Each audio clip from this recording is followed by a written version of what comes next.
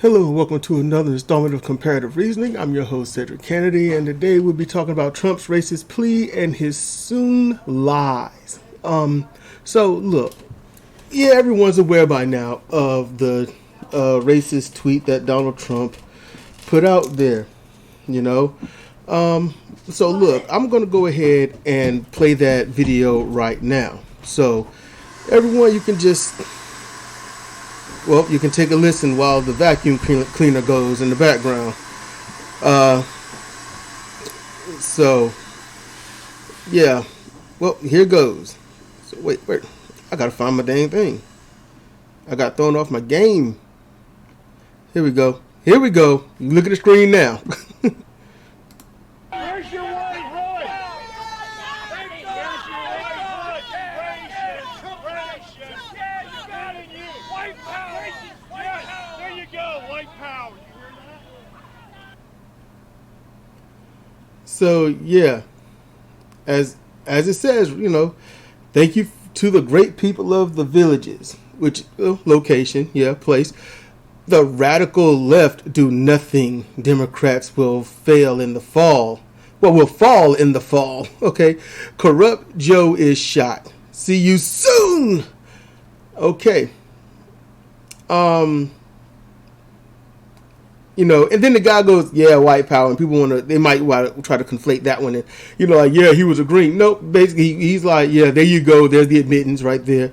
The piece that's not in this goes like, did you hear that? So yeah, so he tweets this, and for me, honestly, at first it was in the area of the villages. I wasn't even thinking about, I was just like, okay, there are villages around. Yeah, I wouldn't call them villages because there's too many people, but there you go. All right. But then I'll listen to this other thing. It's like, oh, villages, it was Farron Cousins. And this tweet came via, well, as you can see there, but it was posted by Benjamin Dixon. He was the one, it was on his channel as breaking. If you want to find that, just say breaking, Trump's racist tweet and stuff that, pretty much any headline anyone else is going to have. And so here's the thing. It's going to be easy for Trump to sort of get out of this, because here's the thing. It's a powerful plea to his base. He knows his base is racist.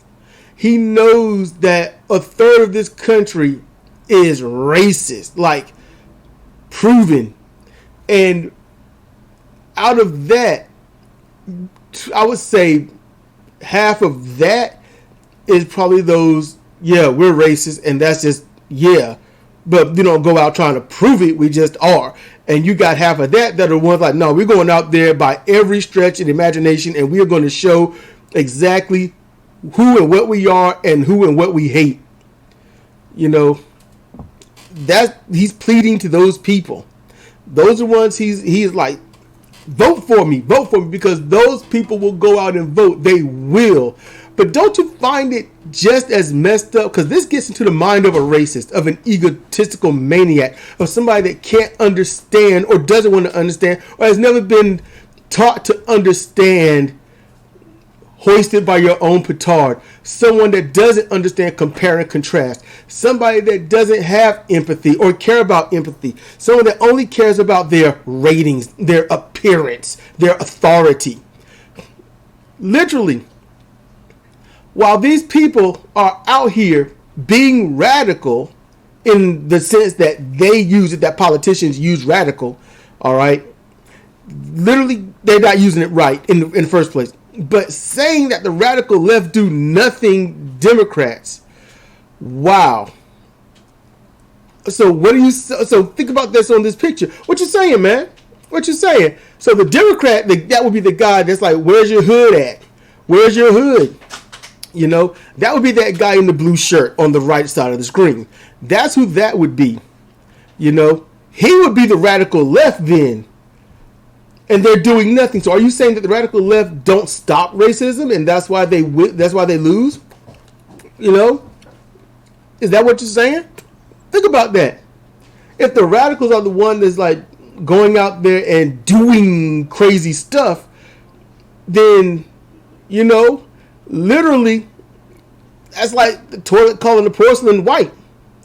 That just don't make sense, because these racists are exceedingly radical. They are very fundamental.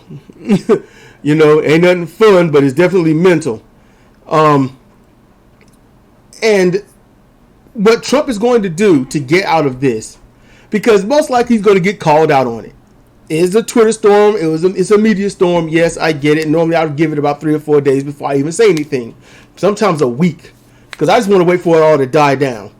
But this is what's going to happen. He's going to get called out, and then he's going to say, no, see, I was saying to the people of the villages, he's going to talk about the guy in the blue shirt, the one calling out the racists. That's what he's going to say. He's going to say that one is the one I'm talking about, not those people that are shouting white power. He's going to say it's the ones in the blue shirt and the protesters that are against the racists and whatnot. And then he'll say both sides have some very good intentional people.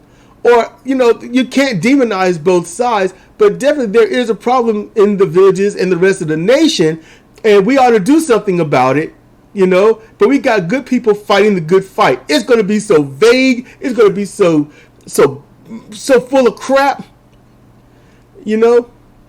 That's what he's going to do. He is going to shift it brutally. So just keep that in mind. That's what's going to happen. He's going to shift it. He's going to lie. Because this is all about white power. This is about his base. It's the thing going by with Trump on it. And I think another had Trump, Pence. There's a longer video I haven't seen. I only saw this on Benjamin Dixon. And the Benjamin Dixon show. Got to be accurate. And that's what he's going to do. He's going to deflect it. And he's not going to own up to this racism. Not completely, but he sure as shit ain't going to deny it.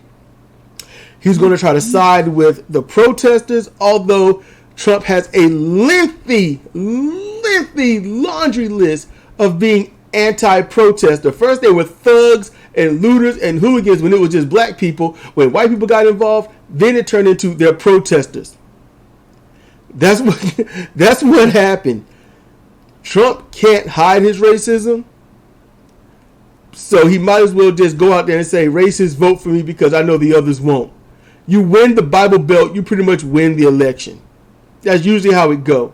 That's what Biden has done. That's what every president has done since installing the Southern strategy. You win the Bible South, the Bible Belt, and you've got it won. That's it. Because most people ain't going to vote anyway, but those racists will. Those old people will. The young won't. And that is what Trump is doing. He's got a lot of young racist white supporters, and their families will tell them ad nauseum, you best go vote now, boy. You best get on out there and vote. You better use your right to vote. And they're going to make them. They will make them vote. And they're going to vote Trump. And the radical left, whatever that is, whatever the left is, honestly, they got nothing. And that's just how that is. And I can't do nothing about it. This is one of the things where I can point it out and hope that the solution is you all going out and voting en masse. The problem is no one knows who to vote for anymore. And that's the only true problem. Yeah, you've got your only option. But at the same time, is that the option that you want? Is that the option you chose? At the end of every single day, you got to do the best you can with what you got. And because of that, the solution, make sure that you have options of what you got instead of what everyone else gives you. So let's hope that maybe next year or the next 4 or 5 years, people can vote honestly and not partisan. Anyway, check out these books as you've been seeing on your right side. Check them out. Links in the description. Honestly, very enjoyable reads. One you can listen to almost like an audiobook on YouTube. Not saying which one. You'd have to go to the Wicked Orchard YouTube to find that out. This has been Cedric Kennedy for Comparative Reasoning. Thank you for listening.